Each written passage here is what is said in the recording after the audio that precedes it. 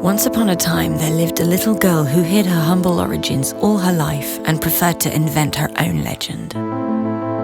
Once upon a time, Gabrielle Chanel was born under the sign of the Leo to a traveling peddler and a laundress who died at 32, exhausted by life. Once upon a time, there was a father who abandoned his 5 children and had his 3 daughters sent away to an orphanage. At 12 years old, Gabrielle would never see him again. Forever after, she pretended that he had left to make his way in America. Once upon a time, there was an orphanage behind the walls of a convent, the Abbey of Aubazine, where Gabrielle spent nearly 7 years. The Romanesque purity of this ascetic world would inspire her sense of austerity and her taste for black and white, while the opulence of religious garments and ceremonial objects would spark her fascination with Baroque style, gold and colored gems in years to come. Once upon a time, there was a beautiful young girl who spent her days sewing and her nights singing in a cabaret before troops of cavalrymen. She was called Coco because she often sang, "Who's seen Coco in the Trocadero?" She always preferred to pretend that Coco was the nickname given to her by her father.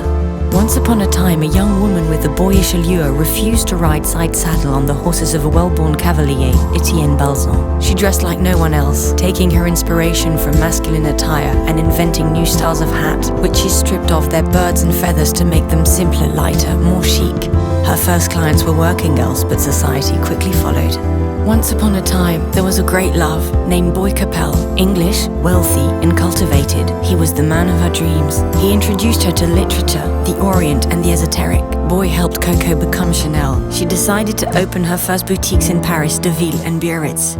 She wanted to work to win her liberty.